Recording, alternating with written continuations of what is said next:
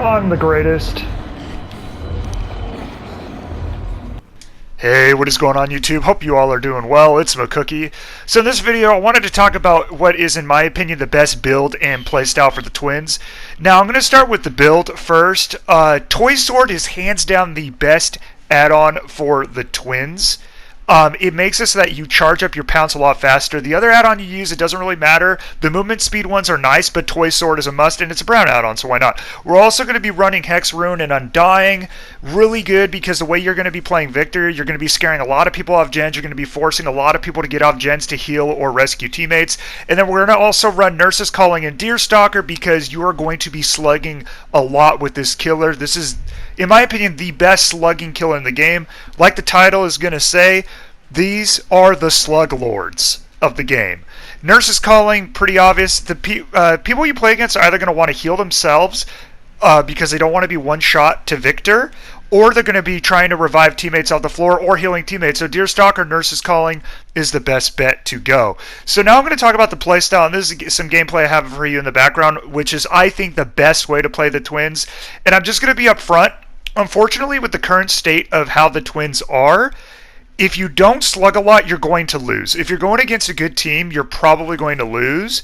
So my bad if the gameplay in the background comes off a little scummy, a little tunnely. If you don't play like this with the twins, you're going to lose. So this is all about the best, strongest playstyle, playing to the strengths of the twins. What I like to do off the bat is kind of park Charlotte in the center of the map, or as much as I can, and then as soon as I see a survivor, I want to just start running Victor. In fact, actually, I'll just park Charlotte in the middle of the map, and then I'll just start scouting with Victor.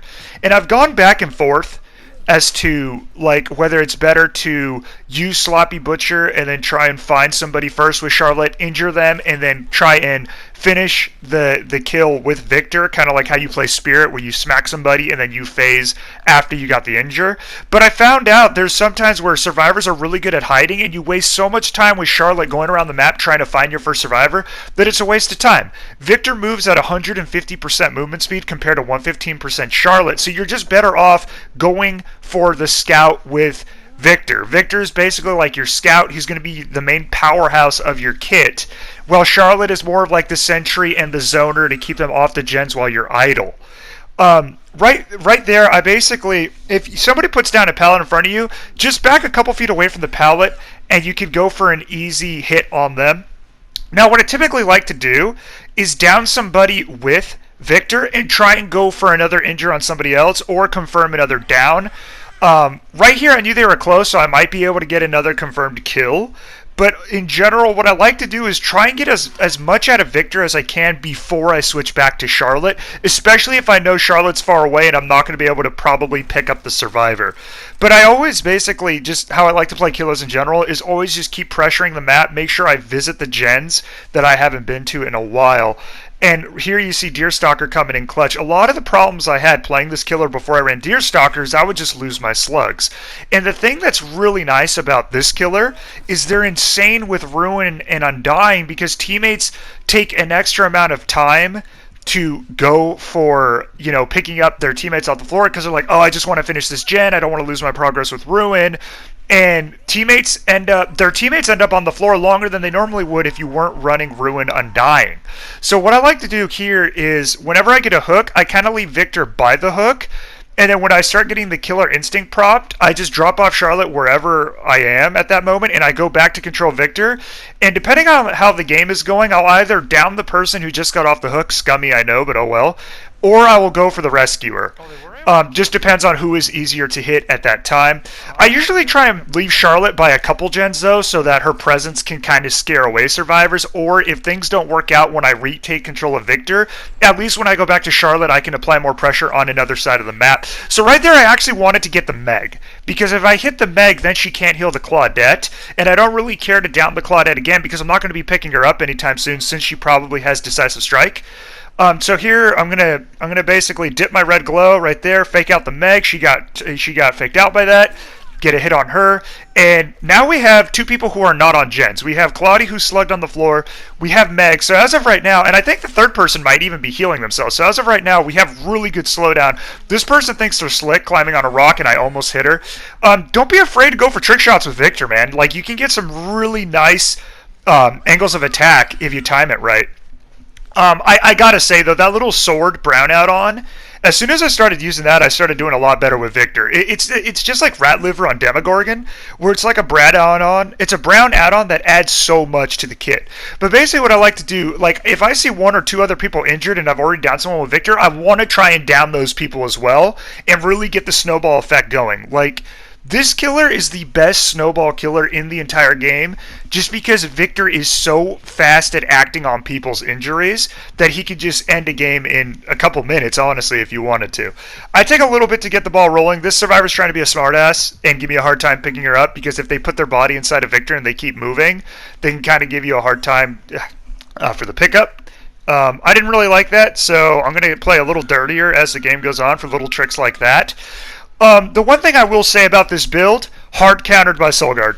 If a survivor is running Soul Guard, you need to keep an eye out for that. That means they have unlimited self-revive. They can use the Unbreakable effect unlimited amount of times.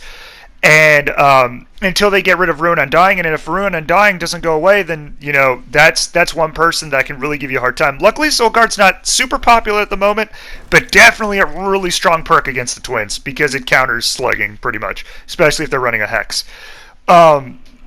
Right here, I'm trying to get more injuries out. We only have one hook so far, and no one's injured, which is not great for me because that means I don't have a lot of pressure on them at the moment. But they just got the unhook, so I'm going to try and get somebody else injured right now, and then I'm going to try and follow up with a kill on them after. It can be a little disorienting sometimes when you're playing the Twins, especially if you're on a map like Ormond where everything kind of looks the same to get a feel for where they are. So if you try and take a mental note of where you are when you leave Victor and when you leave Charlotte, it can kind of help you out. So I was kind of taking a mental note here like, oh, hey, you know, I'm going to park Charlotte by the Killer Shack. So when I retake Charlotte, I can get a feel for, you know, where I'm at. Because it can get a little disorienting and every second counts, especially at high rank. So right here, I'm humoring the chase with the Charlotte. I know that they haven't done too much on gens. They're probably healing each other because, again, unlike other killers, you don't want to be injured against the Twins because Victor is a very dangerous threat. Unless your movement is top tier, Victor's a very dangerous threat. Now right here I have 3 people injured. This is when the Twins are really like the strongest killer in the entire game because I could just insta-down 3 people here if I wanted to. I'm going to try and go for the cheeky little jump here, but I think I get it too close to the window frame.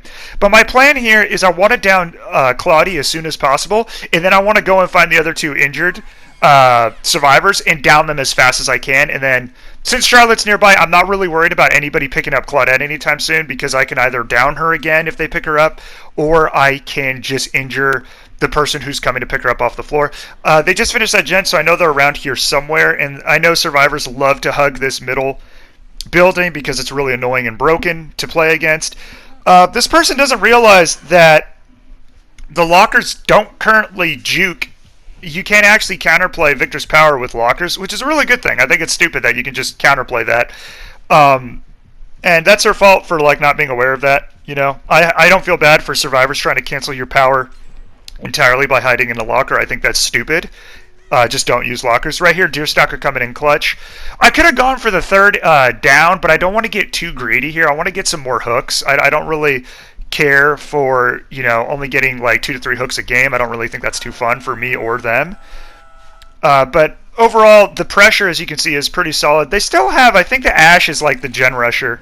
Or not the gen rusher, but he's like on gen duty this game because I haven't seen him too much until towards the end. But right now, you can just see the pressure I'm applying is absolutely crazy. Like, someone just got rescued and I'm already about to down one person up here. And then I know that Nia's nearby because if I remember right, I hear her crying somewhere. So I could try and get her right here. The movement is also not great on the survivors in this game. There's times where survivors have really good movement and they're actually surprisingly hard to hit. Like I'll have games where I can only hit a survivor maybe once a game with Victor and I need to kind of rely on Charlotte to down that person or just avoid them entirely. Right here, Claudie didn't learn her lesson from the first time I outplayed her. And we're looking at a really good spot. Like, as you can see, the snowball potential is crazy. Like, things weren't looking too hot for me. They had 2 gens left and everybody was healthy a bit ago, and I've completely turned the tables. So, right here, I'm already realizing I can probably end the game pretty soon if I want to. But it just goes to show you this is the best playstyle for the Twins. You wanna snowball with Victor and try and get as much out of him as you can before going back to Charlotte. And with Ruin Undying, it really pressures the survivors to not go and help their teammates until they get a gen done. because they don't want to lose progress. I mean, that's why Ruin is such a good perk in general, is because it makes it so that unhooks, especially if they're far away from gens, are really punishing because the gen regresses while you're going for the unhook. But overall, Charlotte is, I like the way Dowsey described it, where he said Charlotte is basically the sentry, and the scout is basically your Victor. Victor is basically the one that does the most of the legwork. Now, I see people, they put like Sloppy Butcher on, and that doesn't really work on Victor, and if you're going to do that, you have to do a lot more legwork with Charlotte, but I don't see the point of using Charlotte too much to confirm kills when you could just use Victor, honestly. Like, the only time I really rely on Charlotte when I'm playing the Twins is if I'm having trouble hitting a survivor that has really good movement at juking Victor. Another thing, too, some tips for dodging Victor. Constant like 180s are always going to be a better bet than 360s. You don't want to keep going left, right. You want to go to the left twice and then double back to the right. Like, you want to be unpredictable. I also notice it gives me a hard time when survivors get in my face when I'm trying to pounce on them as Victor. I don't know why that really throws me off. But right there, it's a GG. And as you can see, like, if I don't play like this, I'm probably going to lose just because it's Ormond. The gens are so spread. And I don't think people realize, like, yeah, this playstyle is kind of scummy, slugging and stuff, and it's really not my style. I like to play the juggle everybody, and be all over the map at once with Freddy and Tinkerer. That's more my style. But this slugging style, like, you got to think about it. Like, if you try and play the Twins like normal without playing like this, so you unleash Victor. You get an injure with Victor. Then you have to go and confirm with Charlotte, or you have to wait for them to throw Victor down on the ground so you can unbind Victor. Then you go and chase the person who was just injured with Victor. So you have to injure them with Victor first, then you have to wait to get Victor back, usually. Down them again with Victor. If they're halfway across the map, you have to walk all the way over there with Charlotte, pick them up, take them to a hook. It's just so time-consuming to get hooks with this killer that you're better off just trying to go for multi-downs with everybody injured and Victor, in my opinion. And you're going to get, probably playing like this, you'll get a lot of brutal killers, you'll get a lot of 4K black pips, but it depends on what you see as a win. But unfortunately, I think as of right now, for better or worse, this is the best playstyle to play against the Twins. Now, perks like Soul Guard, Unbreakable, and We're Gonna Live Forever, if you guys start playing against the Twins a lot, especially if they start playing like this, equip those perks, it'll help you guys out. But anyway, guys, that's the video. In my opinion, the best build and perks for the Twins. If you guys enjoyed it, give it a like and sub for more. And comment down below, have you guys been playing the Twins? I've been playing them a ton. And I'm having a lot of fun with them. I just don't know how good they are for the health of the game. I haven't thought that far into it. But if you guys did enjoy the video, give it a like and let me know what you think of the Twins. I'll catch y'all later. MCKOOKIE out.